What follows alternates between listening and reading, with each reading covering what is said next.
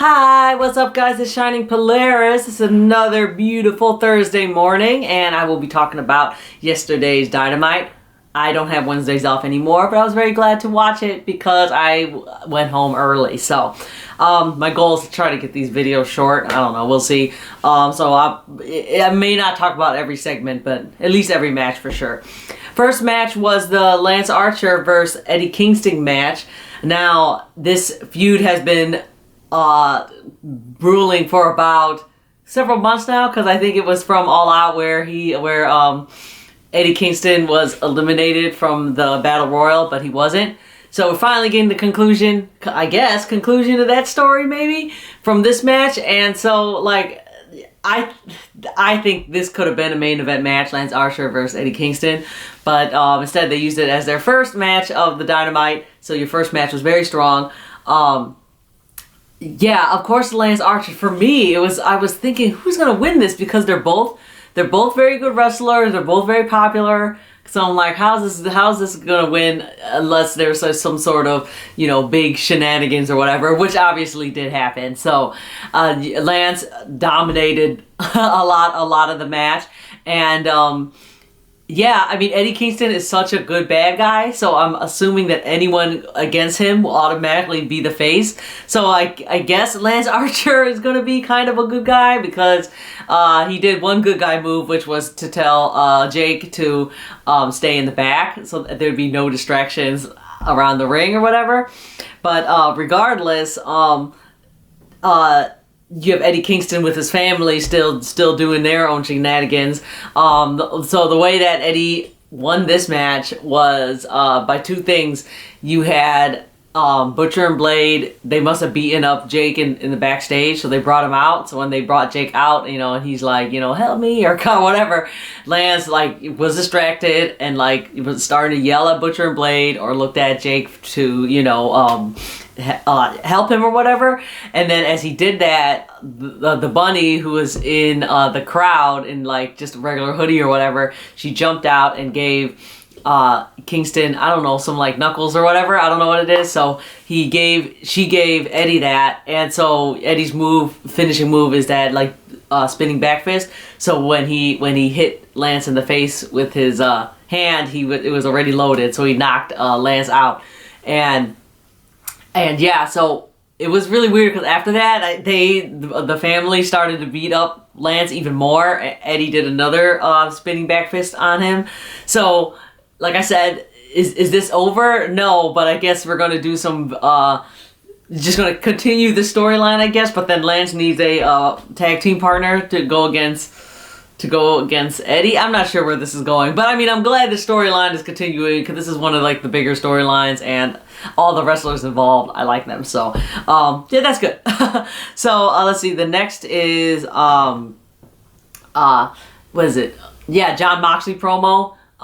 He's just basically promoting next week's Beach Break event, how it's him, and it's that main event six-man tag, which I cannot wait to watch, by the way. So that's gonna be exciting. Basically, Mox just wants to beat Kenny Omega's ass.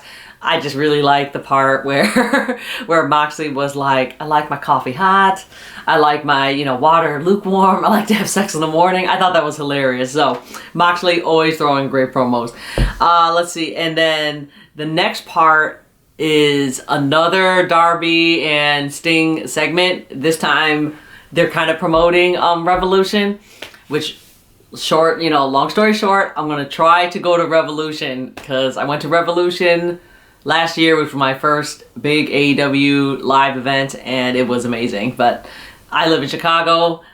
Revolution was in Chicago last year. It is not this year, so hopefully they'll get those tickets up soon, because I need to plan to get myself to Florida if I want to watch Revolution. But anywho, so of course first match at Revolution is going to be Team Taz, Ricky Starks and Brian Cage versus Darby Allin and Sting in a street fight or whatever, which I'm very sure is going to be a cinematic match, for Sting's safety or whatever. But anyway, they threw a cinematic promo, and it was in my opinion just funny, because Darby and Sting just totally look like a son and dad team. and then it was weird that he keeps telling Darby or he was saying Team Taz calls them hoodlums, but he's like, we're not hoodlums. And he looks at Darby, he's like, oh, I guess you are.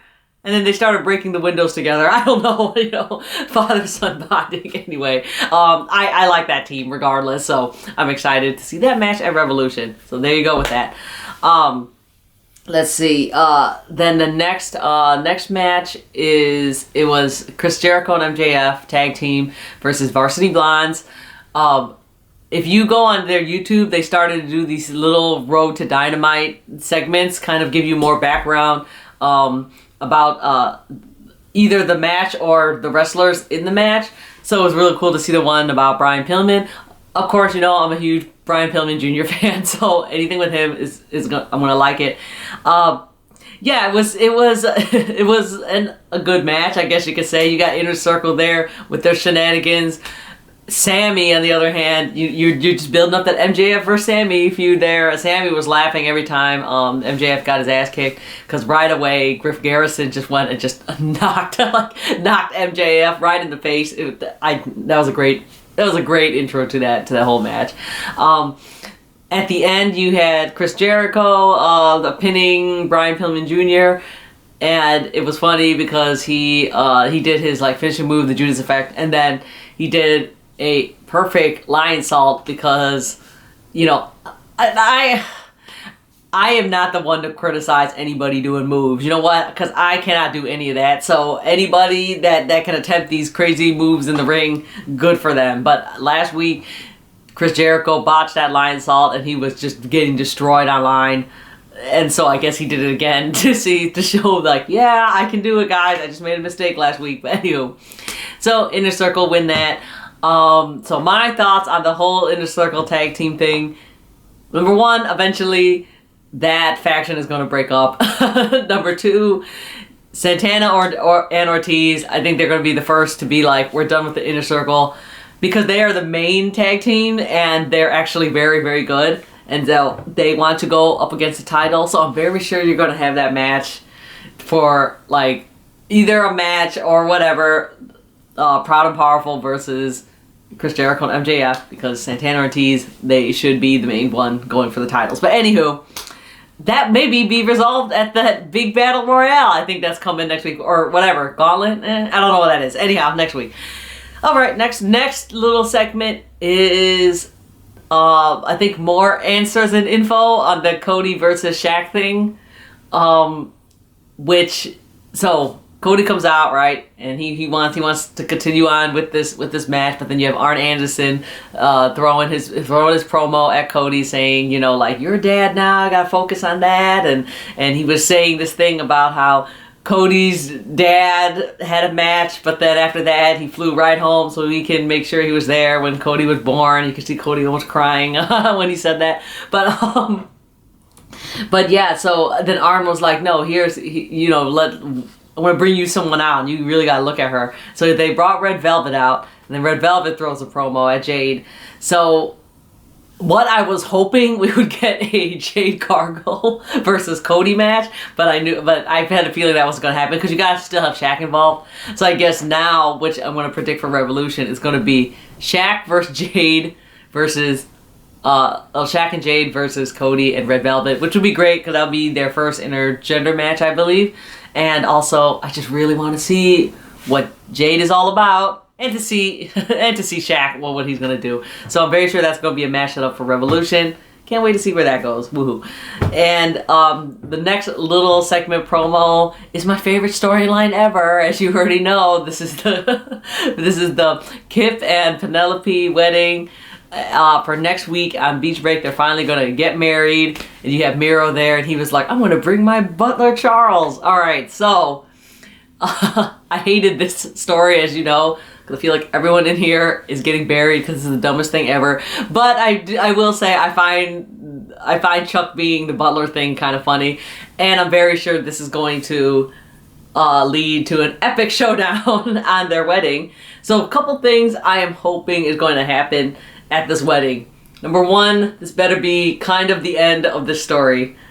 If not, the only thing left to do here is either it's going to end up being Miro versus Orange Cassidy, or either we're going to have a tag team, Miro and Kip versus Orange Cassidy and Chuck Taylor, I don't know, or somehow Miro is going to turn on Kip, which is what I'm hoping is going to happen, and he will be focused on himself and do a singles run for the AEW title.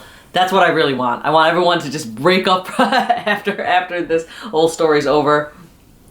I don't know. But what I think is really going to happen, I think Orange Cassidy's going to come in and shenanigans are going to occur. So, we'll see that. And maybe, like I said, Miro versus Orange Cassidy for Revolution? I don't know. Alright, and then, then the next match is Adam Hangman Page versus Ryan Nemeth. That is Ryan's debut, who is Dolph Ziggler's brother. He also had a little video and Road to Dynamite on YouTube, which was really good.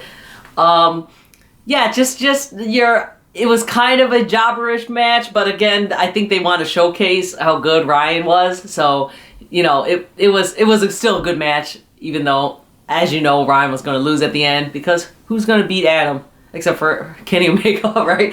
So, that's all I could take from that. It was okay match for me.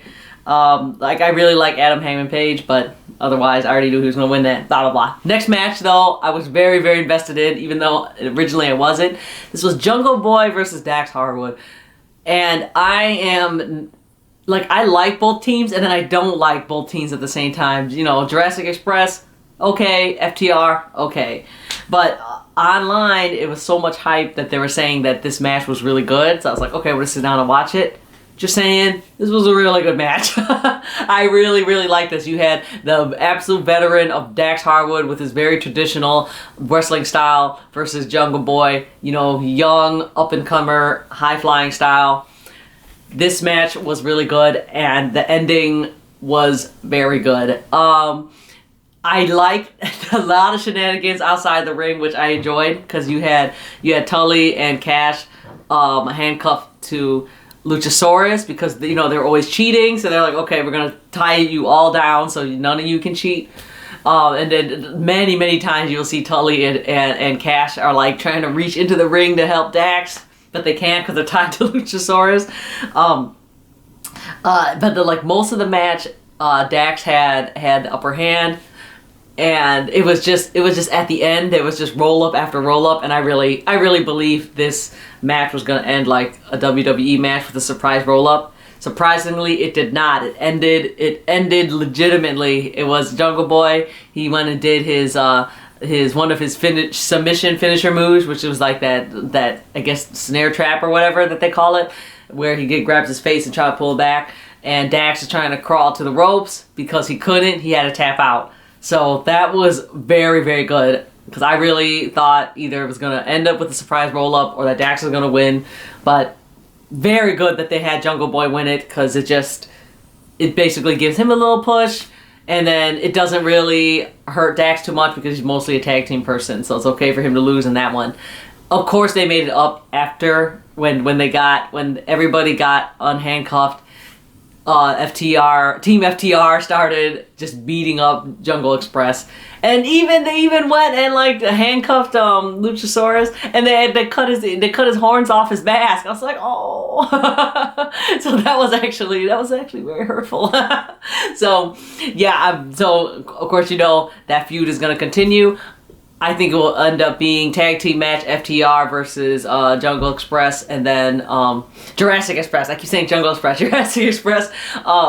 And I'm guessing whoever wins that will be number one contenders. But they're already number 1 and 2, so I can't get any higher than that, I assume. Next is short but funny promo from Team Taz. How can you not like Team Taz? They're just such idiot bullies. They're just so great. They were outside cutting their promo, and they had the merch truck with the merch table there selling shirts, and they just got really mad because all the shirts were either Sting's or Darby Allin shirt, and Team Taz just started destroying everybody that was selling the merch, including Lil Hook. So I'm waiting for Hook to appear on Dark eventually so we can see his wrestling skills. The funny part was Brian Cage grabbed one of the side guys and just threw him right into the truck on the side of the big semi truck. I thought that was funny and it looked painful. So that basically setting you up, getting ready to be hyped for a Revolution match. Next was the women's match, which is Dr. Britt Baker versus Shanna. And Shanna is starting to move up, being one of the main women on the roster. I like her because she has her Dragon Ball Z gimmick. This is great.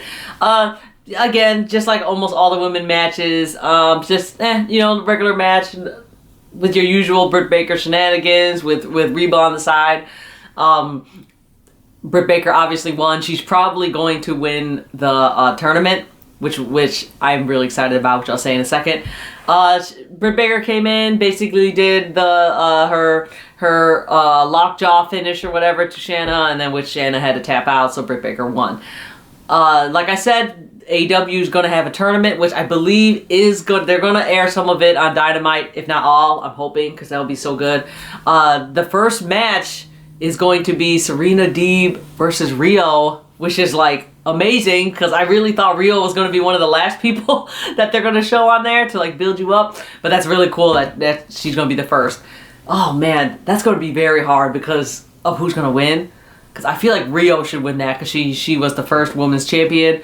Also, you're bringing these, if they are going to start bringing like the Japanese women back, that'll be great to have them win a couple matches because we hadn't seen them for so long. So Serena Deeb, even though she's the top and she's the NWA champion, I'm going to pick Rio to win that because I would love to see her move up the ladder at that tournament again and then face Britt Baker at the end. Let's see, then little segment with MJF and Sammy, just feuding that feud. Sammy really hates MJF now. There you go. Then for your main event, woohoo! And I'm all about that. Is anything with the new Bullet Club Elite. I love it. So you have Good Brothers and the Young Bucks, who were like, I am so confused about these two teams. I think they're against each other, but then they're still like together. I don't know. Maybe they're together for Kenny Omega. I don't know. But like they don't like each other, but they keep doing the too sweet to each other. So I'm not really sure if Young Bucks and Good Brothers on the same side. I think eventually they're not. But you know, like I said, maybe they're just staying together for the team anyway. So in the beginning, you have Good Brothers and Young Bucks in the backstage, you know, whatever, talking, jaw-jacking each other, and then Don Callis came over because Young Bucks was telling the Good Brothers that they don't like Don Callis, they need him to be out. Don Callis comes in and now his whole face is bandaged because he's saying that Young Bucks kicked him in the face, so Kenny Omega's there and he's like getting really mad at the Young Bucks too. And then all of a sudden they're like, no, your music started, Young Bucks, so they gotta go. So Young Bucks got out first. And then Good Brothers came out too, and Good Brothers had their full entrance on the screen and everything with their Impact music, so that was cool. Against the new babyface Dark Order, which I love. Who would ever thought that literally 1 year later, that Dark Order not only would be super over, but they would be the good guys. So yeah, the whole Dark Order there, and this was, they're two, in the Dark Order, they're two top tag teams, which is Evil Uno and Stu Grayson, and Alex Reynolds and John Silver. So, and they're against, the Elite. So you start out with John Silver against Doc Gallows. Of course, John Silver is short, Doc Gallows is super tall, so it looks really funny there. Again, I'm extremely biased, but I absolutely love this match. I especially love how the Good Brothers were in here because they're very silly and they're trying to like cheat or trying to be a little bit cheater. Then you have Young Bucks. They've always been trying to do the right thing, but then they also started getting mad because they don't want to lose at the end of the day, so they started doing some heel-ish stuff. Of course, my favorite part of my favorite part of the match was this is towards the end where they were like destroying Stu Grayson, and Stu Grayson's in the middle of the ring. They all started to do the too sweet and actually said it. They were like too sweet, and then they went and super kicked Stu Grayson together. At the end, they won. You had Good Brothers, they hit the Magic Killer on, I think it was Evil Uno. It's going to be either Evil Uno or Stu Grayson. And then Young Bucks did their Meltzer Driver on Stu Grayson. And the Elite, they won that tag team match. And then you think that was over. No, you had, Nick and Matt Jackson did their announcement about the tag team gauntlet. They said that the thing is, whoever wins that gauntlet match will be able to pick whoever they want to face for the titles, I guess. So Young Bucks are also in that gauntlet match. So they said that if they win that whole gauntlet match, they will pick whoever they want. They said anybody. Doesn't even have to be an AEW. Then they look at Good Brothers and they're like, you know, if we win, we're gonna face you. And they're like, oh, okay, cool. So that's good. So I'm very sure Revolution, Young Bucks versus Good Brothers for maybe title, maybe you know, double titles. That'd be crazy. I don't think so, but you'll probably get that match at Revolution. Then after, again, getting you hyped for next week's, Rey Fenix comes out, tries to kick the Elite's ass, but it's only Rey Fenix, so he can't really do much. Jon Moxley came in, helped him out, started beating some of the people up. And then Kenny Omega started running out too. He didn't do anything. He came in, ran right at Jon Moxley. Jon Moxley hits the perfect pentagram shift onto Kenny Omega.